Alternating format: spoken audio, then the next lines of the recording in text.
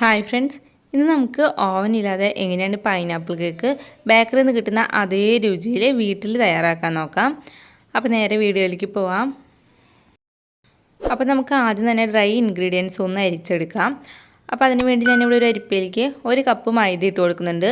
ഈ 1 കപ്പ് മൈദയിൽ നിന്ന് ഞാൻ 2 ടേബിൾ സ്പൂൺ മൈദ മാറ്റി വെക്കുന്നുണ്ട്. അതിന് പകരമായിട്ട് 3 ടേബിൾ സ്പൂൺ കോൺഫ്ലവർ ചേർത്ത് കൊടുക്കുന്നുണ്ട്. അപ്പോൾ നമ്മുടെ കേക്ക് നല്ല സോഫ്റ്റ് ആയിട്ട് കിട്ടാൻ വേണ്ടിയിട്ടാണ് ഇങ്ങനെ ചെയ്യുന്നത്. പിന്നെ ഇതിലേക്ക് 1 ടീസ്പൂൺ ബേക്കിംഗ് പൗഡർ ഇട്ട് കൊടുക്കാം. പിന്നെ 2 നുള്ള് ഉപ്പും കൂടി ഇട്ട് കൊടുത്തിട്ട് ഇത് നന്നായി ഒന്ന് അരിച്ചെടുക്കാം. അപ്പോൾ ഒരു 3-4 വട്ടെങ്കിലും നന്നായി അരിച്ചെടുക്കുക, എല്ലാം കൂടി നന്നായി ഒന്ന് മിക്സായി വരുന്ന വരെ. ഇനി നമുക്ക് 3 മുട്ട ഒന്ന് ബീറ്റ് ചെയ്തെടുക്കാം. അപ്പോൾ ഞാനിവിടെ ബീറ്റർ വെച്ചിട്ട് മുട്ട ബീറ്റ് ചെയ്തെടുക്കുകയാണ്.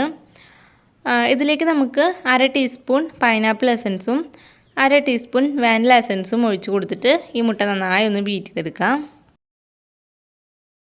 മുട്ട ബീറ്റ് ചെയ്യുന്നതോടൊപ്പം തന്നെ നമുക്കിതിലേക്ക് പൊടിച്ച പഞ്ചസാര ചേർത്ത് കൊടുക്കണം.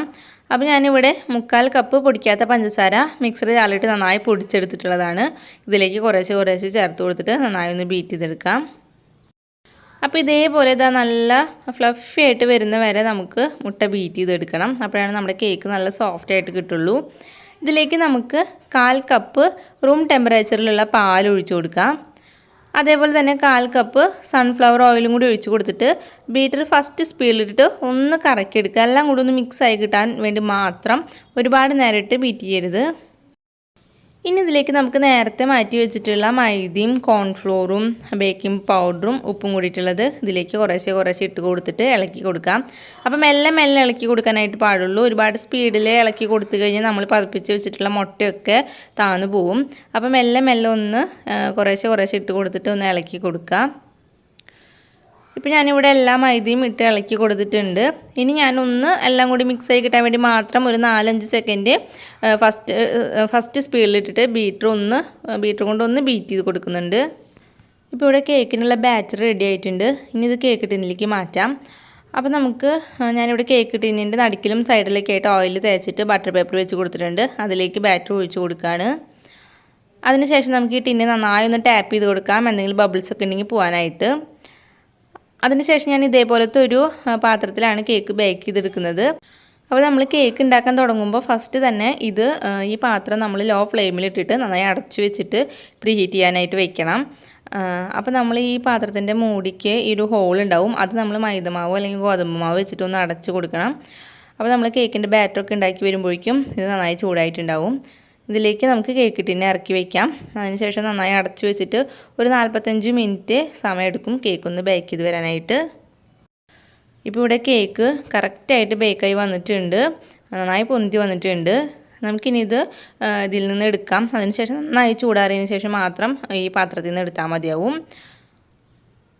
ഇപ്പോൾ കേക്ക് ഒന്ന് ചൂടാറി വരുന്ന നേരം കൊണ്ട് നമുക്ക് സിറപ്പ് തയ്യാറാക്കിയെടുക്കാം. അപ്പോൾ അതിന് വേണ്ടി നമുക്കൊരു പാത്രത്തിലേക്ക് 1/2 കപ്പ് പഞ്ചസാര ഇട്ട് കൊടുക്കാം.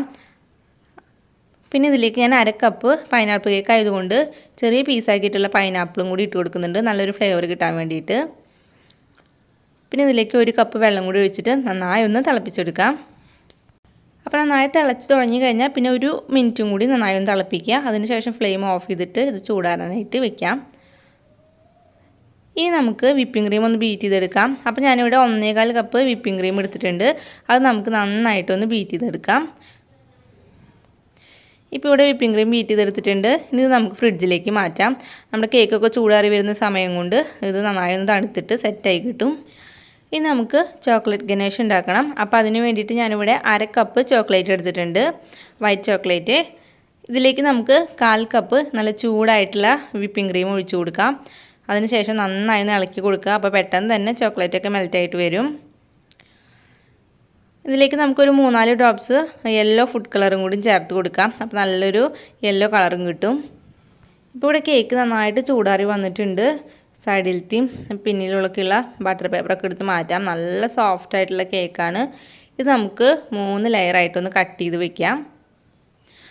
അതിനുശേഷം ഞാനിവിടെ ഒരു ബേസ് എടുത്തിട്ടുണ്ട്. ഇതിലേക്ക് നമുക്ക് കുറച്ച് വിപ്പിംഗ് ക്രീം ഒന്ന് വെച്ച് കൊടുത്തിട്ട് ഒന്ന് സ്പ്രെഡ് ചെയ്ത് കൊടുക്കാം. അതിനുശേഷം നമുക്ക് ഫസ്റ്റ് ലെയർ കേക്ക് വെച്ച് കൊടുക്കാം.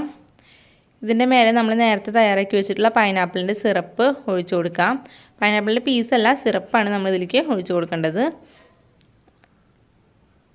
അപ്പോൾ എല്ലായിടത്തേക്കും സിറപ്പ് എത്തിക്കഴിഞ്ഞാൽ പിന്നെ നമുക്കിതിൻ്റെ മേലെ വിപ്പിംഗ് ക്രീം ഞാനിവിടെ ഒരു പൈപ്പിംഗ് ബാഗിലാക്കിയിട്ട് ഇതേപോലെ ചെയ്ത് കൊടുക്കുന്നുണ്ട്. അതിനുശേഷം എല്ലായിടത്തേക്കും ഒന്ന് സ്പ്രെഡ് ചെയ്ത് കൊടുക്കാം. ഇനി നിങ്ങൾക്ക് ഇതിൻ്റെ മേലെ വേണമെങ്കിൽ നേരത്തെ നമ്മൾ സിറപ്പ് ഉണ്ടാക്കിയപ്പോൾ അതിൽ കിടന്നിട്ടുള്ള പൈനാപ്പിൾ പീസ് വേണമെങ്കിൽ വെച്ച് കൊടുക്കാം. അപ്പോൾ നമ്മൾ കേക്ക് കഴിക്കുമ്പോൾ ഇടയിലൊക്കെ ഒന്ന് കടിക്കാൻ കിട്ടും. അപ്പോൾ ഞാനിവിടെ ചെയ്യുന്നില്ല, നിങ്ങൾക്ക് വേണമെന്നുണ്ടെങ്കിൽ അങ്ങനെ പീസ് വെച്ച് കൊടുക്കാം. ഇനി ഇതേപോലെ തന്നെ നമുക്ക് ബാക്കിയുള്ള 2 ലെയർ കേക്കും കൂടി സിറപ്പിൽ ഒന്ന് സോക്ക് ചെയ്തതിന് ശേഷം വിപ്പിംഗ് ക്രീം വെച്ചിട്ട് നന്നായി ഒന്ന് സ്പ്രെഡ് ചെയ്തെടുക്കാം. ഇപ്പം 3 ലെയർ ഞാൻ വെച്ച് കഴിഞ്ഞു. ഇനി നമുക്ക് സൈഡിലൊക്കെ തന്നെ നന്നായി ഒന്ന് വിപ്പിംഗ് ക്രീം വെച്ചിട്ട് എല്ലായിടത്തേക്കും ഒന്ന് സ്പ്രെഡ് ചെയ്തെടുക്കാം. ഇനി ഇതൊരു അരമണിക്കൂറെങ്കിലും നമുക്ക് ഫ്രിഡ്ജിൽ വെച്ച് കൊടുക്കാം. അപ്പോൾ നന്നായി ഒന്ന് തണുത്ത് സെറ്റായി കിട്ടും. അതിനുശേഷം ഇതിൻ്റെ മേലെ നമുക്ക് ചോക്ലേറ്റ് ഗനാഷ് ഒഴിച്ച് കൊടുക്കാം. അപ്പോൾ അരമണിക്കൂറിന് ശേഷം ഞാനിവിടെ നമ്മൾ തയ്യാറാക്കി വെച്ചിട്ടുള്ള ചോക്ലേറ്റ് ഗനാഷ് ഒരു പൈപ്പിംഗ് ബാഗിലാക്കി കൊടുത്തിട്ടുണ്ട്. അപ്പോൾ നമുക്കതിങ്ങനെ ചെറുതായി ഒന്ന് ഇതേപോലെ ചെയ്ത് കൊടുക്കാം. അതിനുശേഷം ഞാൻ ഇതിൻ്റെ മേലെ ഫുള്ളായിട്ട് ഗനാഷ് ഒഴിച്ച് കൊടുക്കുന്നുണ്ട്. ഇനി ഇത് നമുക്ക് വീണ്ടും ഫ്രിഡ്ജിലേക്ക് മാറ്റാം. ഒരു 15 മിനിറ്റ് ഫ്രിഡ്ജിലിരിക്കട്ടെ. അപ്പോൾ ശരിക്കും നന്നായിട്ട് ഇത് സെറ്റായിട്ട് കിട്ടും. അതിനുശേഷം നമുക്കിതിൻ്റെ മേലെ ഫ്ലവർ ഏതെങ്കിലും ഡിസൈനൊക്കെ ചെയ്ത് കൊടുക്കാം. അപ്പോൾ ഞാനിവിടെ ഡിസൈൻ ചെയ്യാനായിട്ട് ബാക്കി നമ്മൾ തയ്യാറാക്കി വെച്ചിട്ടുള്ള ആ ചോക്ലേറ്റ് ഗനാഷിൻ്റെ ആ പാത്രത്തിൽ കുറച്ച് ബാക്കിയുണ്ട്. ഇതിലേക്ക് ഞാൻ കുറച്ച് വിപ്പിംഗ് ക്രീമും കൂടി ഇട്ട് കൊടുത്തിട്ട് നന്നായി ഒന്ന് മിക്സ് ചെയ്തെടുക്കുകയാണ്. അപ്പോൾ ലൈറ്റ് യെല്ലോ കളറായിട്ട് കിട്ടും. അപ്പോൾ ഇത് വെച്ചിട്ടാണ് ഞാൻ ഫ്ലവർ വരയ്ക്കുന്നത്.